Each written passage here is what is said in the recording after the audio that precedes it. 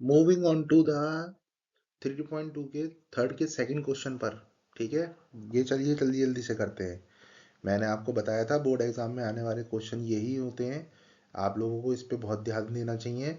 आप लोग ध्यान नहीं देते हैं और बाद में कहते हैं कि अरे भाई क्वेश्चन कहाँ से आते हैं तो एनसीईआरटी से आते हैं क्वेश्चन, ऐसी बात नहीं है। चलिए क्वेश्चन करें। The larger of the two supplementary angles, मतलब दो सप्लीमेंट्री एंगल्स है, उसमें जो बड़ा वाला एंगल है वो छोटे वाले एंगल से 18 डिग्री ज़्यादा है। क्वेश्चन को समझ लिया, तो पहले इसके अंदर सप्लीमेंट्री एंगल्स के बारे में समझना पड़ेगा। सप्लीमेंट्री एंगल्स वो होते हैं जिनको जोड़कर जो आंसर आएगा वो 180 आए। ऐसे ही कॉम्प्लीमेंट्री एंगल्स भी होते हैं बच्चों। कॉम्प्लीमेंट्री एंगल्स का मतलब होता है जिनको जोड़कर जो आंसर आए वो आपका हो 90 डिग्री। तो मैं यहाँ पे ये बोलूँगा लेट एंगल्स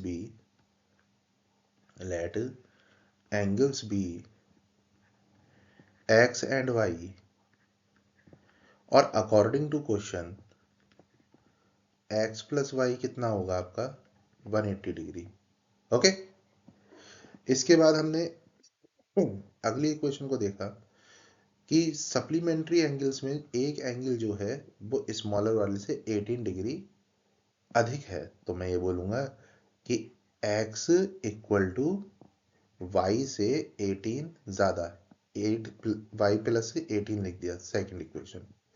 अब हम क्या कर सकते हैं, सब्स्टिट्यूशन। अच्छा, मैं सब्स्टिट्यूशन ही क्यों लगा रहा हूँ, एक्सरसाइज की शुरुआत में सब्स्टिट्यूशन लगा था इसलिए लगा रहा हूँ, लेकिन आप इसमें अगर एलिमिनेशन मेथड जानते हैं तो वो भी बोर्ड में लगा कर आ सकते हैं। ऐसा नहीं है कि आपको इसमें सब्स्टिट्यूशन ही लगाना था, आप ग्राफिकल मेथड से भी कर सकते हैं जब तक उन्होंने यहाँ पे सिग्निफाई नहीं करा। अब जैसे यहाँ पे सिग्निफाई कर रखा है उसने सब्स्टिट्यूशन मेथड से करो, तभी मेरे को लगाना पड़ रहा है, अगर होता तो मैं नहीं लगाता। तो आइए, using substitution method, substitution method को अगर हम यूज करते हैं तो ये जो x की वैल्यू है ये हम फर्स्ट वाले में लगा देंगे। तो मैंने क्या लिखा, मैंने पहले फर्स्ट इक्वेशन लिख दी, फिर मैंने x की वैल्यू जो है ना y प्लस 18 वो इसमें लगा दी। अब 18 में भी ले जाऊंगा इधर और y में मैं y जोड़ दूंगा। 180 माइनस 18 ये आ जाएगा 2y, और 180 में से 18 घटा दीजिए, ये बचेगा 2। 7 में से 1 घटाइए 6, 162। 2 से आप इसे काट दीजिए, y इक्वल टू आ जाएगा 81।